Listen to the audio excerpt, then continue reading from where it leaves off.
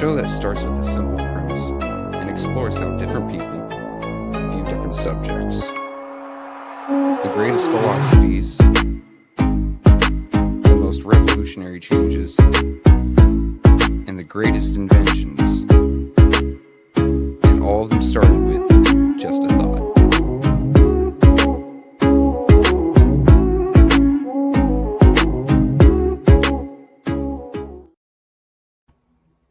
Hello, hello, hello. What it do from the 202. We here this evening, it's Friday evening, looking to give a little recap of where it's at. And we just waiting for people to join us, come on in the room.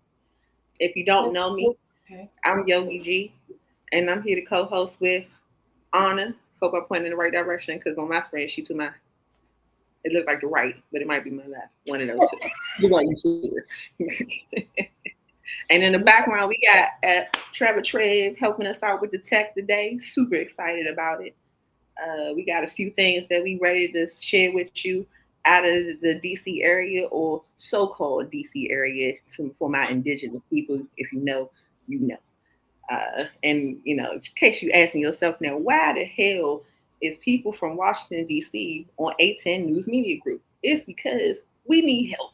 Okay, we got taxation without representation, simply meaning that even though we got a mayor and we got a council and we got an ANC commissioner, we got no power when it comes to the government. Hence why last show you saw Trevor put up there and had me almost rip half of my throat out.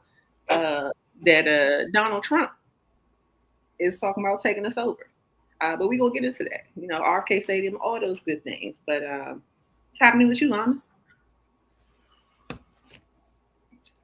We're gonna go into the chat. So I want to shout out to just so you know, acknowledge the people on there. Pastor Nicholas Gaddis said, "Good evening, sisters." And then he's from North Kakalaki. Okay, and we got Eddie Gray. You know, I be saying these names wrong. Jajobi. And then 810 News Media Group said we're national. That's why. We're doing big things. $5 Friday is important, my people. So yeah. $5 Friday. Even though this ain't the bump, still donate to 810 News Media Group. I need to share it on my page. So when my friends join in, remember that 810 has given us the space. And so we want to give back to them.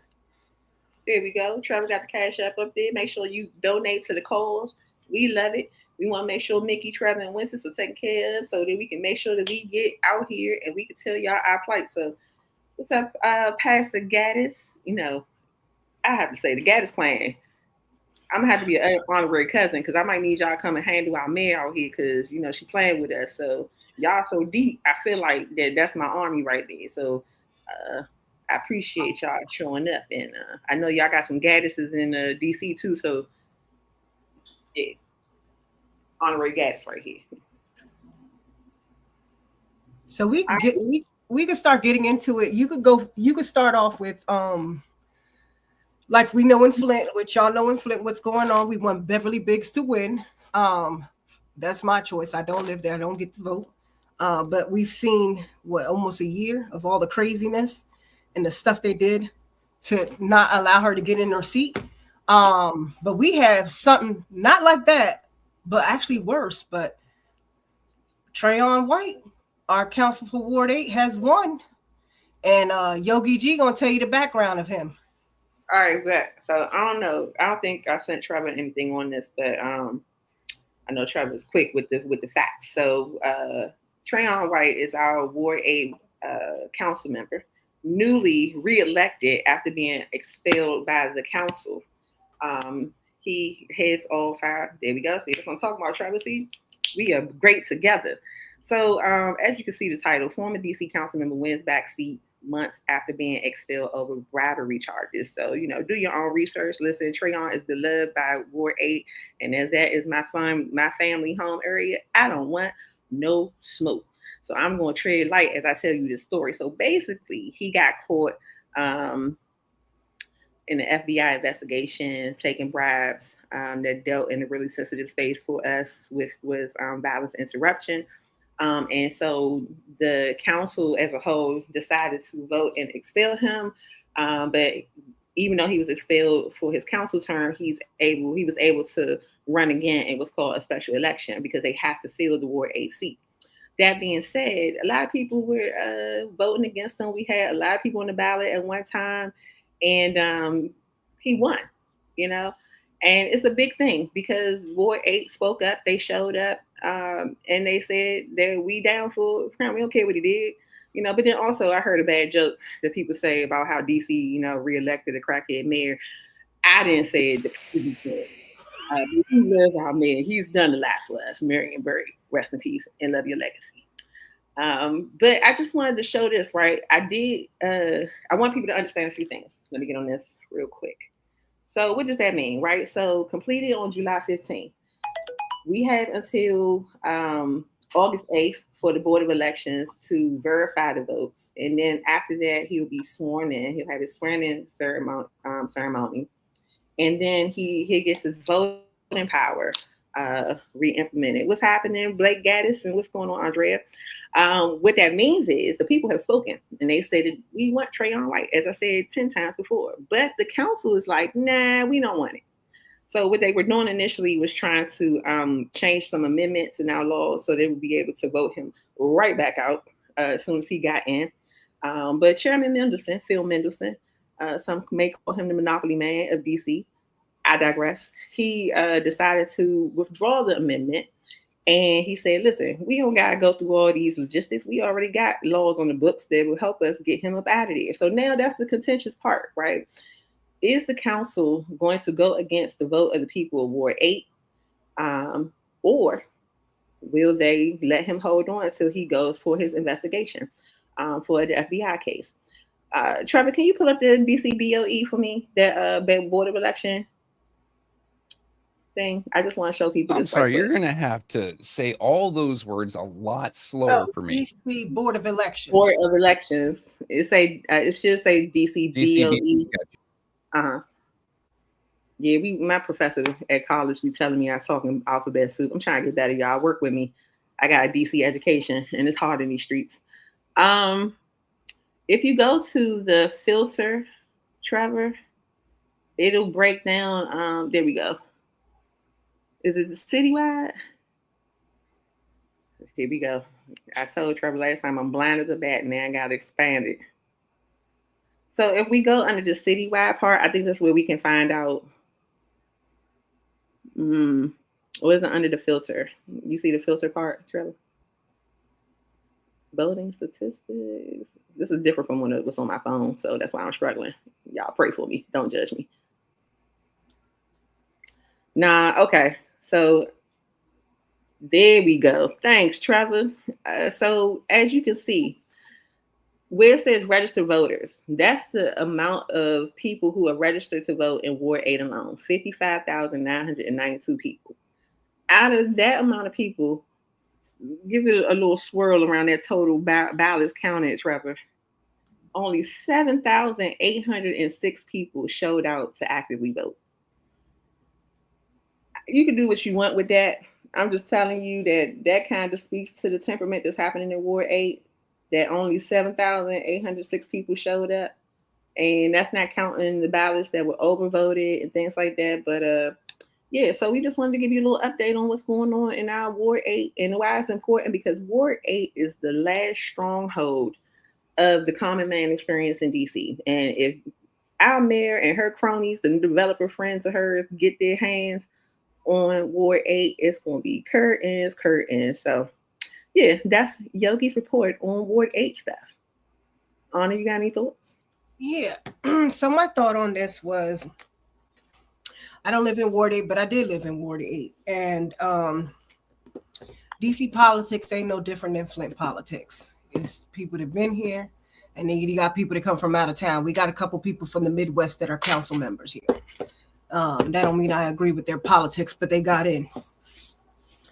What I wanted to say was with in Trayon's situation, which I don't know, we'll find out. In Ward 7, we got a new council member, Wendell. And because he's new, he doesn't have a big budget. And he also doesn't have, run any committee. So when Trayon was taken out, because when you're a new council, I think what is it, a year, 2 years? Don't mark me wrong. But with Trayon, the issue was when they took him away, and they expelled him. They shut the voices of Ward 8 because that meant that he was not in the committee. And then when they took him out, all those things that they were pushing, Ward 8's voice was not in there. And kind of reminds me of Eric Mays. Ward 1, but voice was not in it. So with Trayon getting back in, because if anyone else would have got in, like a Sheila Bunn or I forgot the guy's name, Mike Austin would have got in, they would have had to wait a year to get on the committee, which means Ward 8 still wouldn't have no voice. With Trayon, I just want to know how the politics are going to be when he gets in. Does he get to get back on his committees that he were?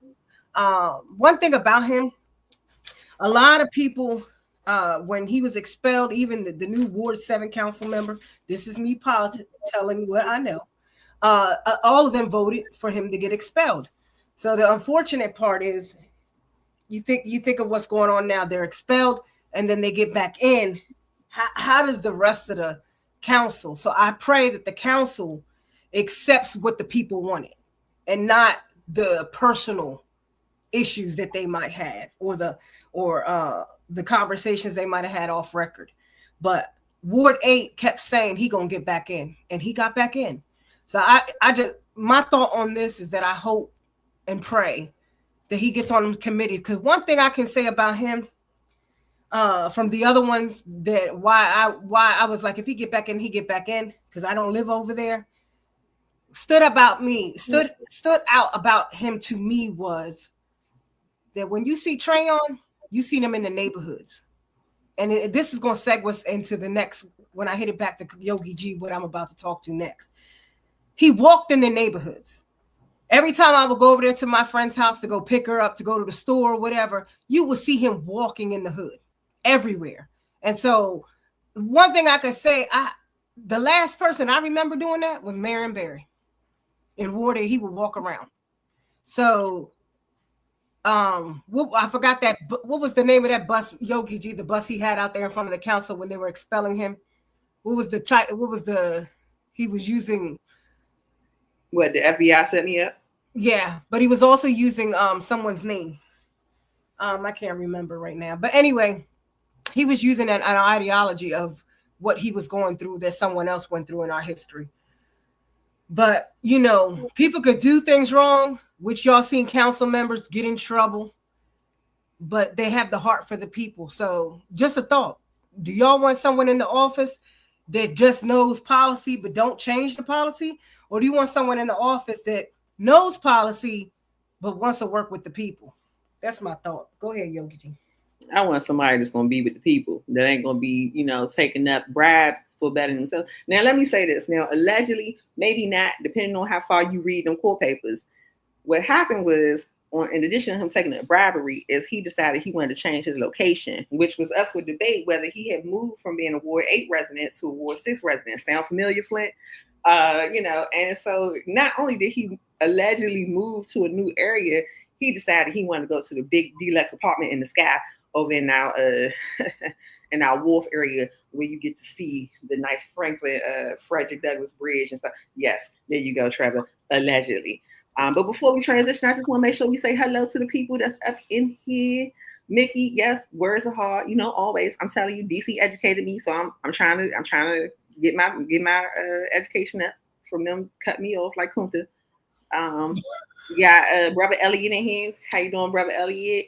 We got Michael Baringa. Good evening to you. We got LA in the building. Okay, I love LA. You know what I mean? I've been there a couple of times. It's a hell of a plane ride. And then we got Erica Gaddis. What's up, Sherry Allen? Thank you for joining them. Marie Carter. Nice to see you. Wanda Jones Gaddis. Good to see you. I think we covered it right. All right, go ahead, on. All right, so Trevor, let me go get it into the segue. The first video is the one with oh Lord, hold on. The first video is the one with the police chief. It says It says a DC police commander. It's like our commander, and then there's a white gentleman behind her. That'd be the first video to go up. Subject of all Ellis, thank you for joining us this evening. You could have been anywhere, but you're here with us. So we appreciate you so, so much. All right, this is going to be tiny. Don't yell at me, Yolanda. Money on your car insurance? Yeah. And no free advertising. That's why we need that $5 Friday donation, man.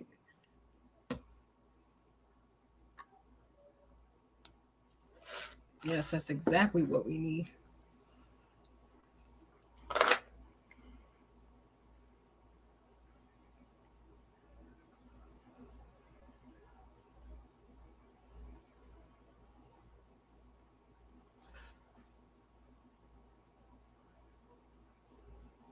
This is the News 4 Rundown. Thanks for joining us for the News 4 Rundown. I'm Un Yang. It's Thursday, July 17th. Here's a look at some of the stories we're following tonight. Coming up, life-saving services have come to an end for LGBTQ youth. We'll discuss the shutdown of the hotline specialized for queer youth and the group. That's the proper one? It's the one with It showed the.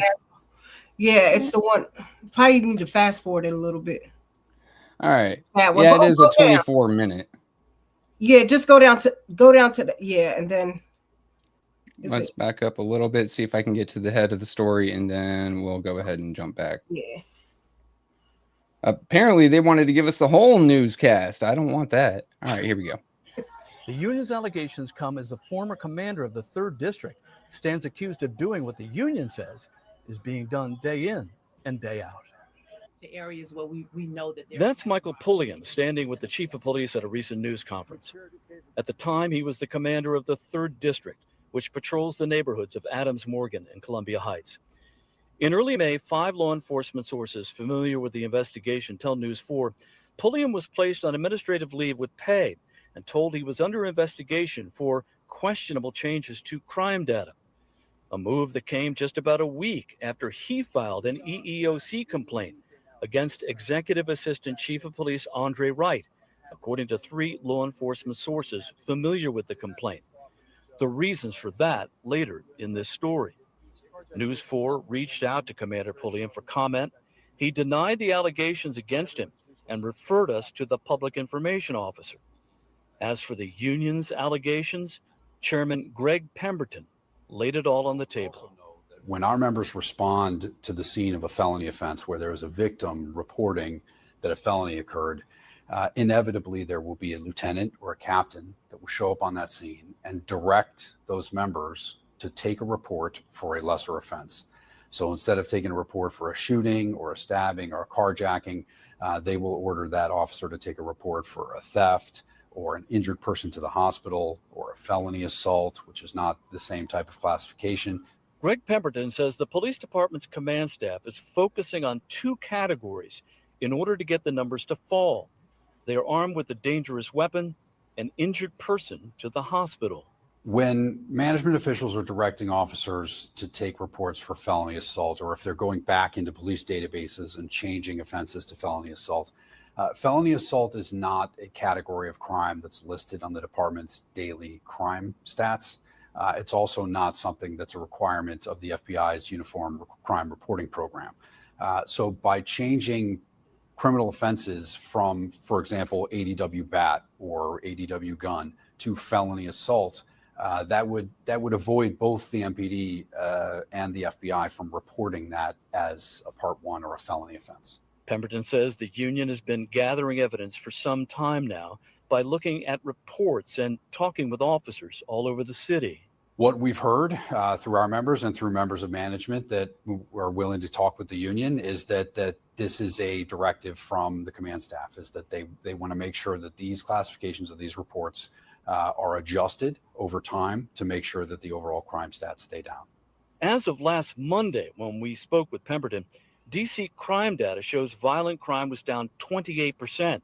Today, the department's website says violent crime is down 25% when compared to the same time last year, and overall crime is down 8%.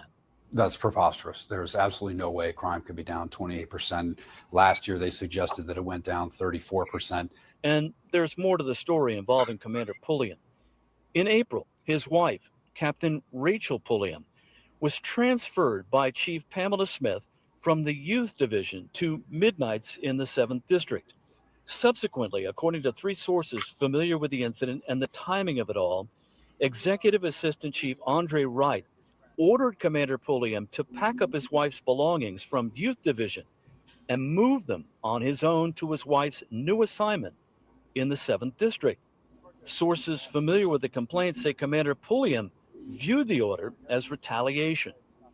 5 law enforcement sources tell News 4 about a week later, Commander Pulliam's police powers were revoked. Now, Chief Smith declined an on-camera interview, but tells News 4 she cannot comment on an ongoing investigation. And as for the claims made by the union, Chief Smith released this statement. It says, the Metropolitan Police Department is committed to upholding the trust and the confidence of the public. Any irregularity in crime data brought to my attention will be addressed immediately.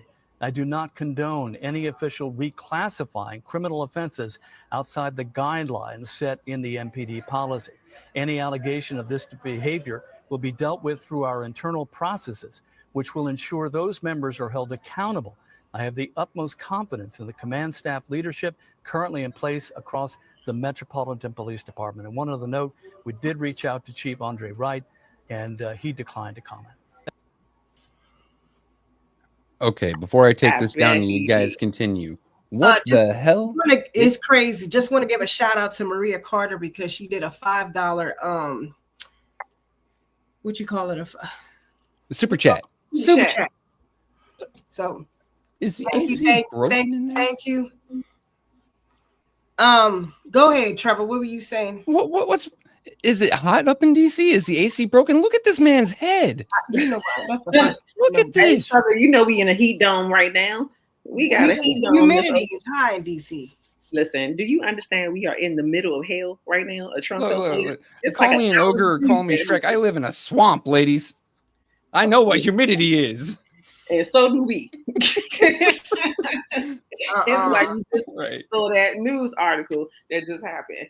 So I like to take a page out of Mickey's book and say this, and we should make it a sound bite for this. Shout out to Mickey, who's holding us down in the chat, interacting with the good people, catching the comments and saying hello. Diabolical, man. This is crazy. You know, it makes me think about this song that this artist wrote, or this great poet wrote a long time ago that said, these hoes ain't loyal. These hoes ain't loyal. These hoes ain't loyal. See how they just fold on each other? That's why he say, man, I love trouble. But, you know, sometimes you can't. How you going to do that? You knew he wasn't going for that.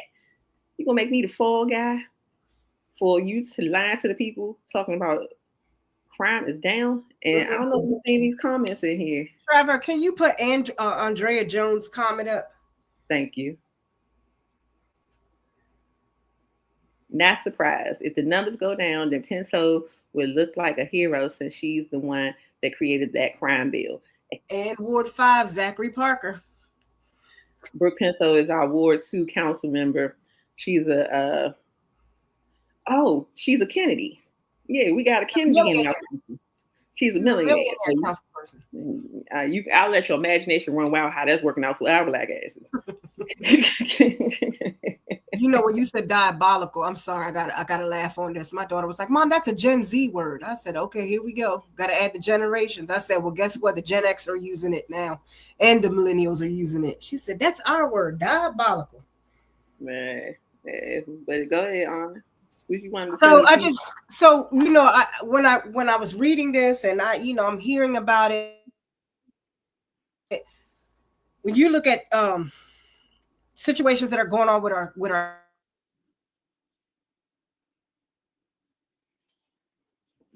I will say that's a robot replacement for Anna. We don't know where the real one is. We'll that find her eventually. Been tapped. We might have to run up out of here with the laptop computer. We are in the federale city, so we may have been breached. I mean, no, she's in a bunker. She's safe. It's you I'm worried about. That's true. That's true. They might have cut her internet while they're trying to breach that bunker, but did you? Oh, there she is. Did I don't know what happened. It literally pushed me out. What in the world? That's because your bunker needs better. No, that's because I'm talking about my city. That's why I saw them gunshots going off. They said, "Girl, you talking too much." Oh, man, come on. We only got an hour. We only got an hour. I know. Well, in the words of my shirk, say hold on. So anyway, when I'm looking at this video, what comes to my mind and my thought is, you look at Baltimore, you look at Philly, you look at Camden. As long as they can say the numbers are low, then they can actually lower the amount of rotating dollars for that area. You don't need that much surveillance. You don't need that much policing in that area. And so the areas that happens to, it is not the area in which where I live at. It's in the areas that need the most. So going into that next video, because of this and because of them finagling the numbers, people like us that are minding our business and doing what we're supposed to do, unfortunately, there's some of us that don't know how to act right, are getting hurt, getting shot, and getting in situations unsafe. And they're not being honest about it. We got a question on it. What has the mayor said about that? I don't see anything that the mayor has said anything about it. They one thing about in DC, which you'll know when I go into that next part, they don't get into other people's spaces as far as the people above. They stay right in their lane, and then when they choose what they want to talk about. So this will all be, you're just going to see MPD talking about it. But if you dig deeper in it, when you hear that they were changing it to felony assault, who do you think? What community is getting targeted with that? It's going to be our young Black males. So you're giving them felonies. You changing it from you're making it look like the crime is less, but now they're facing some other things that when they go to court, that's a whole nother ball game. Go ahead, Yogi G.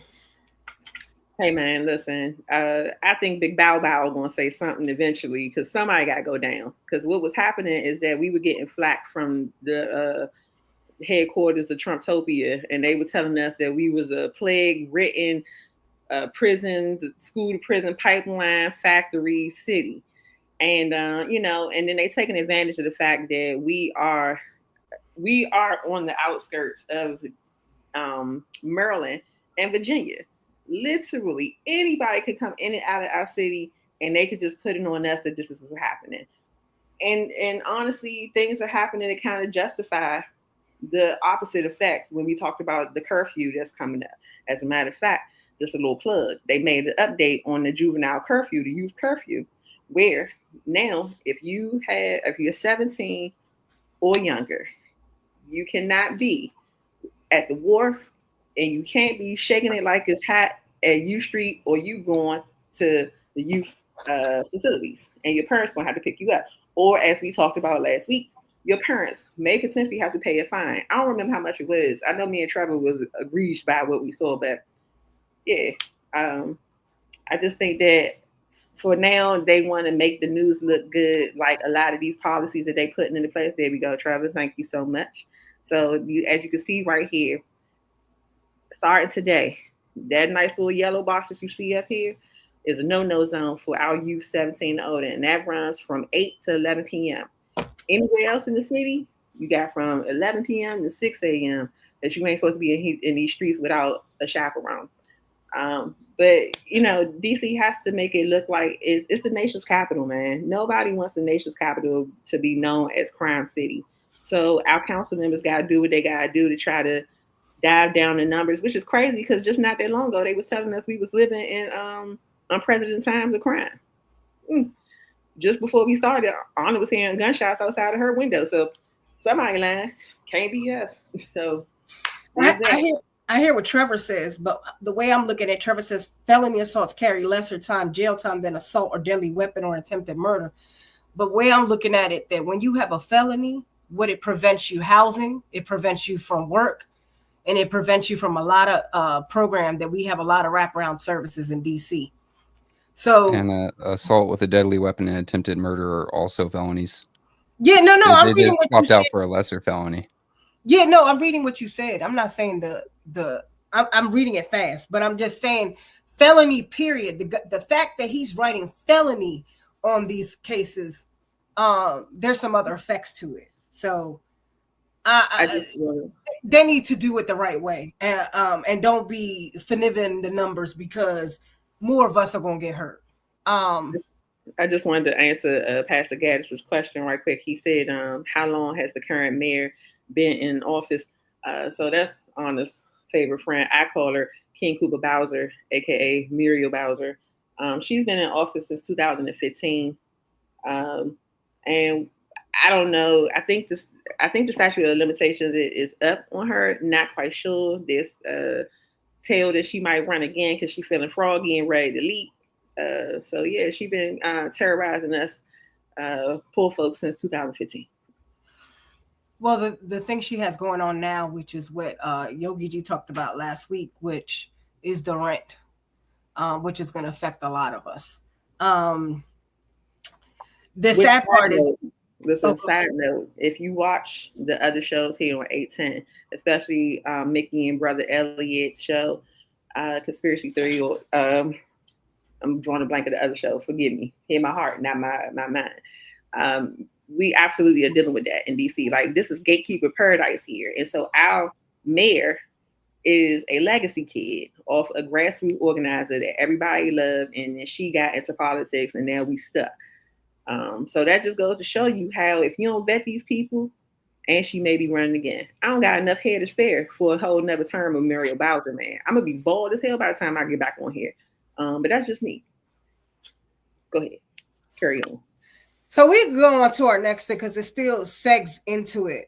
So the thought here is the thought that when you started off is that it's like a trickling. I feel like it's a trickling effect. What is your thought?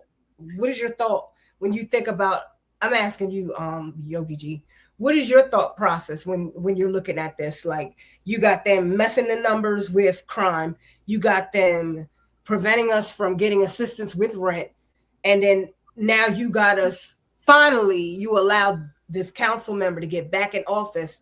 But is Ward going to be allowed to have a voice with him being back in? That was a lot. And I might have a little ADHD. So you got to give me the first question. So rent, Trayon, and the crime. Rent? Yep. Listen, we just said how much it costs to live in the city. Like, rent is going to be astronomical. They go another word. I beat you out, Mickey. That you got diabolical. I got astronomical. Okay. Rent is astronomical here in DC. And when you got people who are making 46K, Trevor, why would you do that? I told you I'm trying to keep my edges. 200K just to be able to live here in the city. And we talking about them having developers come in because they want to bring this new RFK stadium because people like the Redskins, bumskins. I don't know. I might have a personal opinion. But they want them to come back to the city. And what that means for us is that the price is going to skyrocket. So, like, I think for the community at hand, given this though, we got a huge employment crisis. We got, like I said, on one of these shows, we got 2,265 families right now waiting for an answer from the city on where they're going to lay their heads at. We got a lot of competing, and then we got the Congress that just took money out of our budget because we don't have any rule over our budget. DC sets the budget. We say what we want and what we want to put it towards, and then we send it up to the Capitol, and then they like either it's a yay or a nay. And this year, this Trumptopia, they told us a major negativo. And so that has a huge factor to play in a lot of the things that's coming out here and how they're trying to die down the severities that we're dealing with here in the District of Columbia. And I think that the biggest thing that we will have to really keep our eyes on right now is that stadium that's they trying to put back in Ward 7, RFK Stadium. Because we know money talks and everything else walks. So Yeah, I'm too poor for that too, Trevor, but I'm stuck. Remember, like on Roots, not to get too far off topic, but yeah, there we go. But I just like to say this. Remember on Roots when Kunta Kinte ran away and then they caught him and they cut his toes off and then he was a gimp for the rest of it? Meet Kunta, 2025. This is Yolanda. I'm stuck here. So this is why we're doing the podcast so that we can let people outside of these DC walls know that we are in here suffering. And we need you to talk to your Congress people, your senators, and let them know, hey, while we want things happening in our city, let's remember that DC needs some representation too. We need some love. We got the Crypt Keeper that's sitting up there holding the seat, Eleanor Holmes Norton. And for everything that she's done for us, I am truly appreciative. But you hold in space. You hold in space, and we need some new blood up in there that won't blow over with a hard wind. But what you see here on this screen is the letter that we got from a council member. Let me see. Where it pretty, I mean, not council member. This came from the Congress, where they pretty much told DC that, listen, y'all already let the deadline go on the RK Stadium. We don't like that. We got people that we told was going to be making money in your city, and whether we got to do it or you do it, it's going to get done. Mm-hmm. So, take your time to read on it when you can, if you can. And once again, let your Congress people know, hey, man, get off our backs. We are a city. We do know how to, well, that might be giving us too much. But we would like to maintain home rule and do what we was gifted to do. A lot that I said, but yeah, those are my thoughts. So right now we're dealing with TOPA, which is what? A proposed weakening of tenants' rights. It's saying that if I ain't purchased a house 15 years ago and I'm trying to stay here, the chances of me being able to own a home right now are slim to none, and especially for Black and brown people. And so when people say y'all are over exaggerating with gentrification, no, it's real in DC. We are. What's that word? Say the word. You say your big word. Astronomical. The amount of rent that people pay in my neighborhood, it starts off at $3,800 and it goes up. You could be in a 1-bedroom for $2,700 in DC. You can be in a studio apartment for $2,200. So, and that's not even counting the fees. As we know, they have Flintstones. In DC, they have Native Washingtonians. And so, Yogi G, what is your thoughts on what's going on with the Native Washingtonian with this climate that we're in? What they say, y'all ever seen that movie with Patrick Swayze, Ghost? Was that what it was? Oh, yeah. Y'all know what I'm talking about. It was Ghost. Remember when Whoopi Goldberg said, Molly, you in danger, girl? That's what I think. We in danger, girl. If you ain't got to figure it out by now, it's nobody on your council that's going to help solidify anything that's going to help you get where you need to be. Maria Carter said, wow, I wish we people of color could move out of these cities that don't appreciate our dollar. Listen, we tried. You think about places like Rosewood, and, you got the Wall Street massacre. Like, we've been going through this thing. They don't want us to leave. It's like being in an abusive relationship. Real life. Like, I want to go. I want to give you your space, but you won't let me go. And also, like I said often, because y'all be seeing me in the chat on the morning bump. Listen, this is the same playbook, different area codes. And if you like to read like me, go ahead and pick you up this Color of Law. It's about redlining and segregation in the housing market. You'll understand. They've been at this. They play the long game, not the short one. So we just catching up, not them. Trevor fast. Trevor fast with it. Trevor fast. A thought is when I personally am saying them, I'm not talking about all white people, because people get that confused. I'm not talking about the white man. I'm talking about the white system, the way it was written, white supremacy system. That doesn't mean that all white people do the same, in my opinion. So when I think of us, like when we're, especially in certain areas, I mean, I don't know how it is down south. I don't know how Mississippi, Tennessee is, but when you're poor and you don't make enough, how do you survive? You don't, because every person that has always wants someone that doesn't have to keep them going. So when we think about us moving and migrating, I mean, you look at past migrating from Georgia. They migrated up to Michigan, Chicago, and all the way up. And that's when you see when I go to Michigan, I see the same similarities of the people when I go down south. And so you think now they're trying to reverse migration. But really, in my opinion, it's a caste. And so we can move, we can fight, but the way it's set up, it's like they put the cards in where they dealt the cards where we can't even see who the hell's playing. So my question is to you, Yogi G, and whoever wants to answer, is there hope? Is there hope?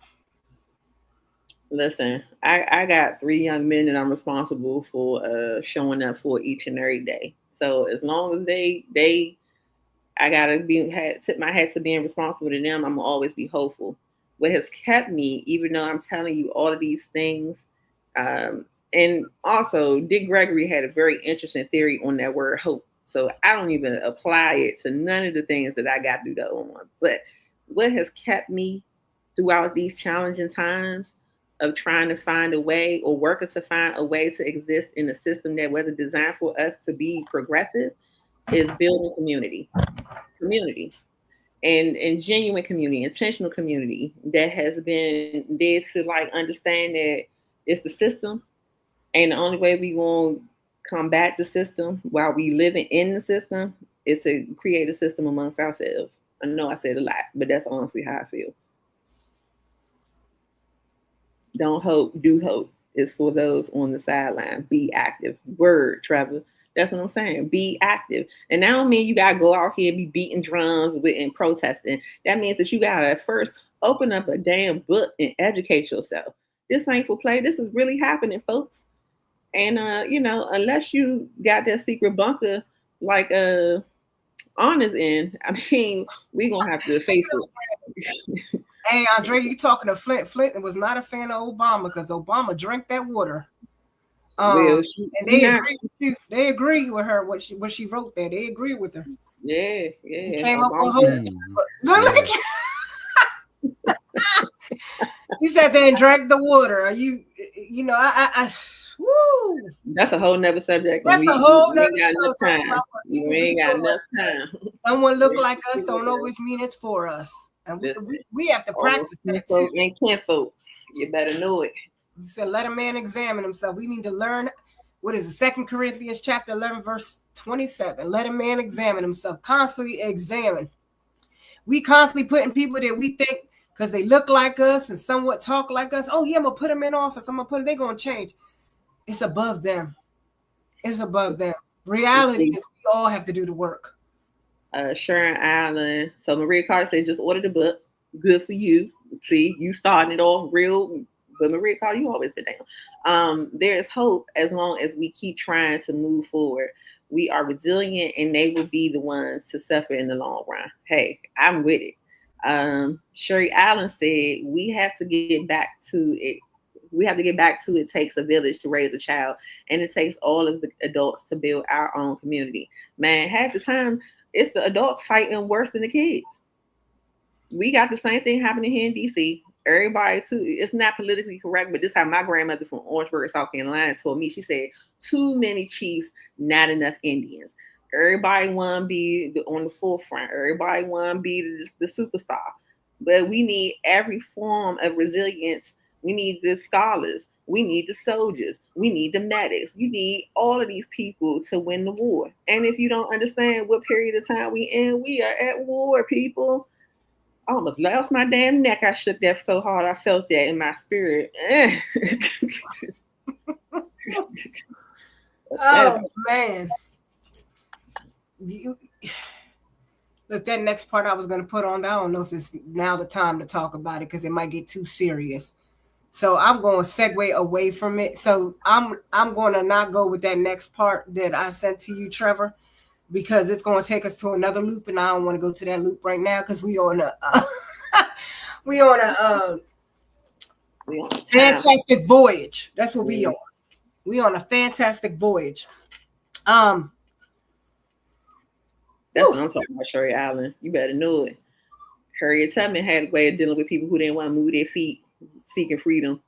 I ain't saying that's the way. You're right. But I'm saying there was a way. You know.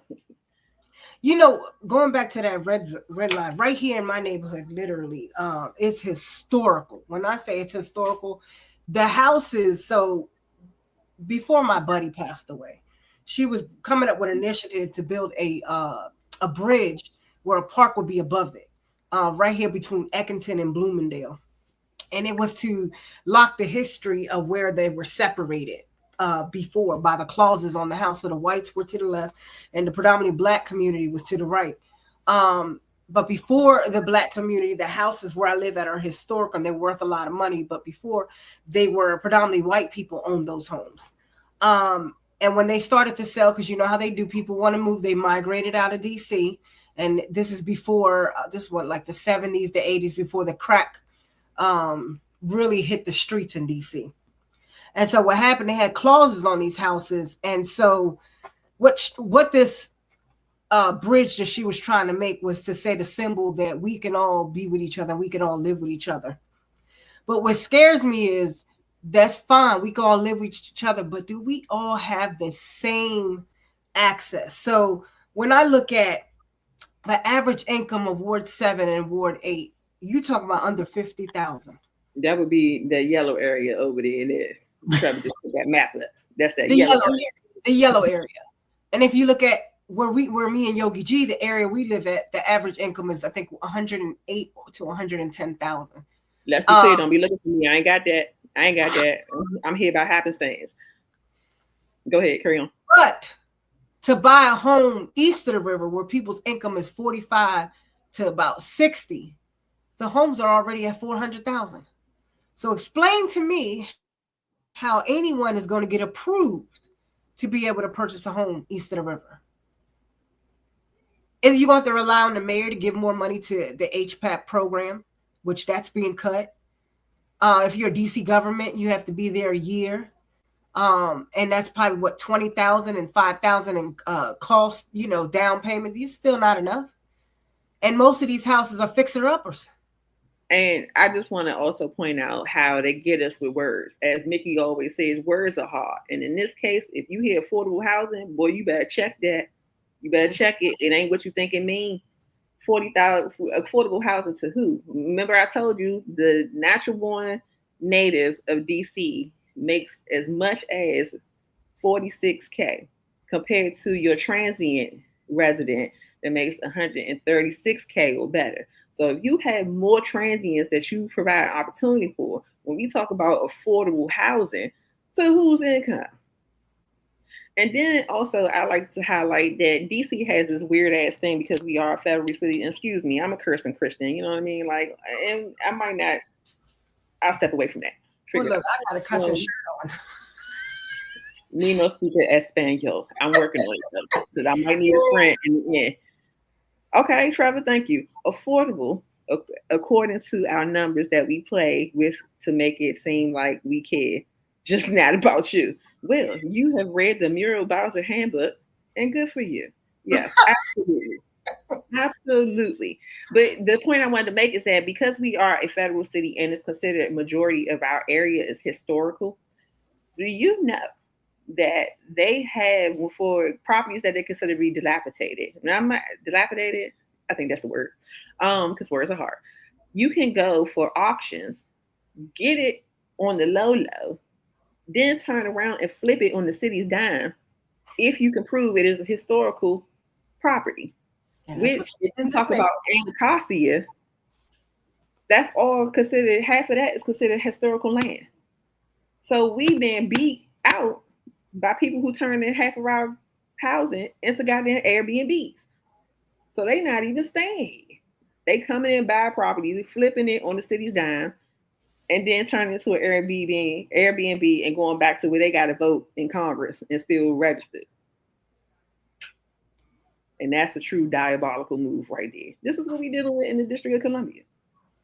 And, somebody wrote something I can't see. No, I'm looking at Trevor cutting up in the chat. He said it sounds like Flint.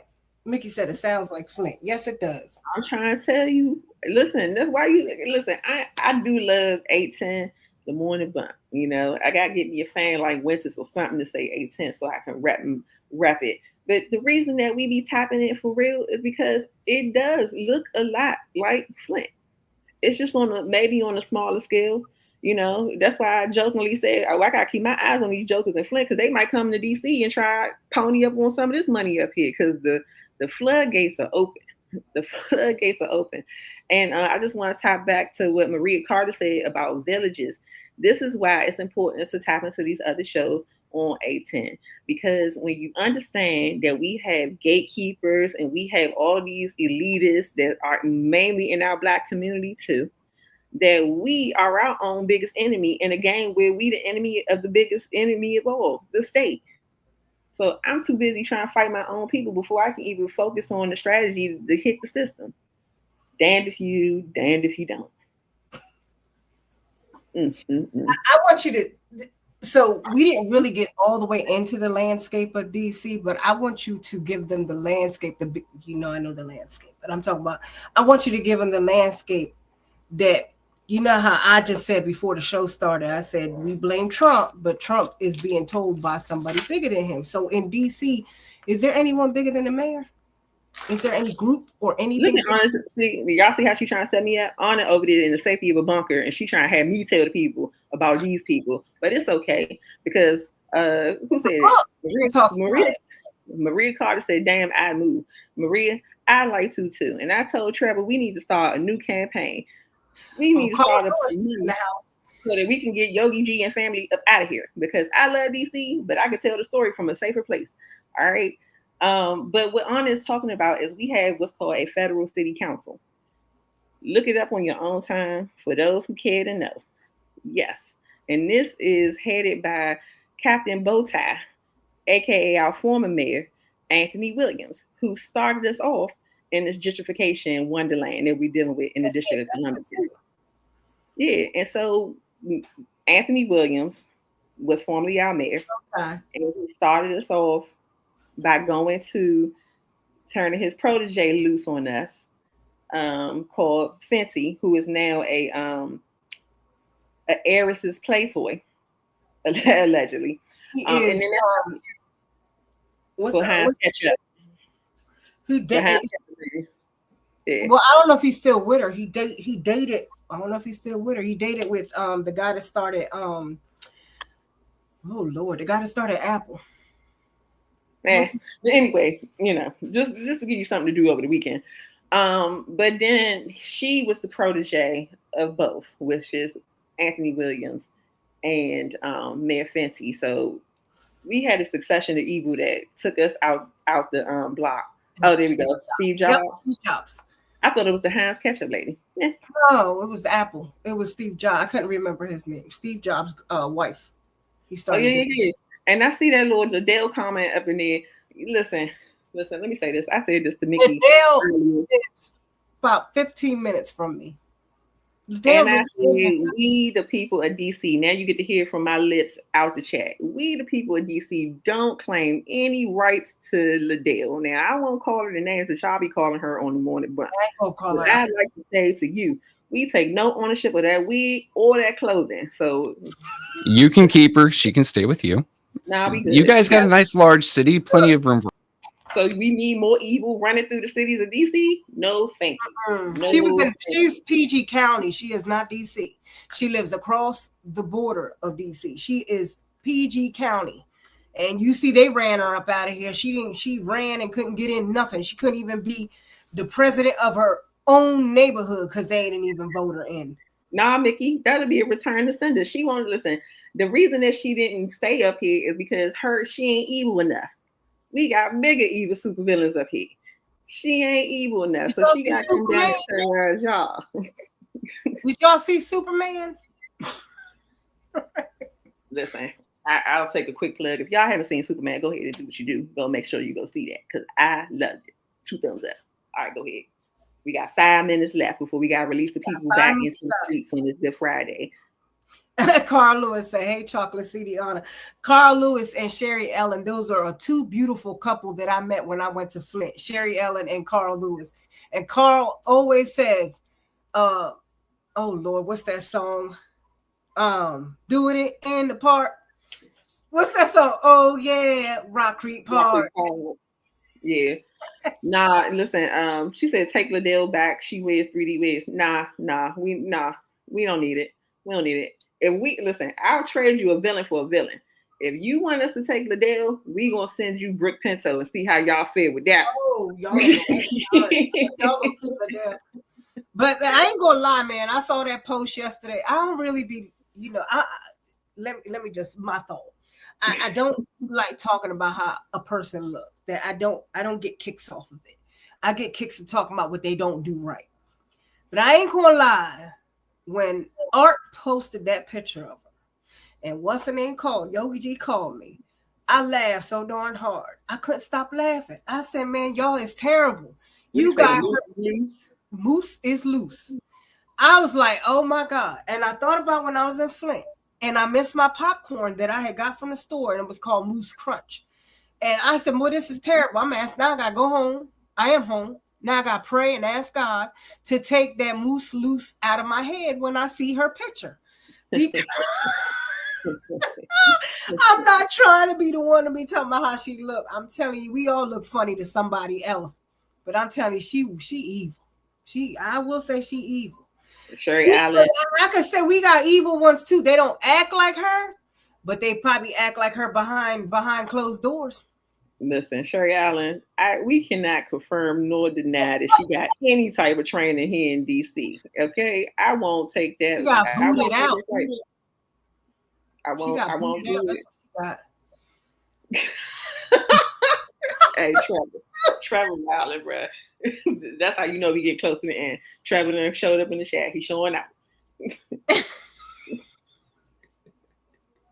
Javier Ellis. A10 News Media Group does not endorse the verbal abuse of wild animals, and we want you to know we can't. We don't need Peter on our tail. Yes, y'all need to tune in. Y'all need to tune in to Brother I say his name wrong all the time. Brother Elliot. He be dropping some nuggets. We're doing it a little different. And I'm telling you, when I be listening to him, it was at 9:00, and then on Tuesday, he be dropping some real stuff, and he can back it up. So when we talking, we're not just, for me, my thought, we're not just talking to be talking. We talking about what's really happening around here. I ain't got that kind of time. I could be out here trying to get Underground Railroad ready if I'm gonna sit out here and do anything. Listen, I need to be able to fit in the attic, go on long journeys out in the wilderness so that I can be able to run for my life out here in these streets and me and mine. So like survival training is what I like to be doing other than sitting here lying to y'all about our experience. So I appreciate y'all tapping in. And just know that when your mayor lies about the crime, y'all need to go live with that, especially at that council. That's the same thing here. People need to start putting their cameras up and recording when they're not sitting there telling the truth about what's going on around us. I mean, I don't have no other way to say it. I want to say it properly. Listen, if you know, you know. Take care of yourself. Enjoy your weekend. You know, drink your water. Stay hydrated. It is a heat dome out here. And if your pipe ain't fixed like my house, don't drink from the house. Get yourself some water, some clean water. No microplastics. Yep. Well, it's 7:59, and we're going to say good night, or what you want to say, Yogi G. Stay safe and keep up the good fight. That's it. That's all I got. Peace.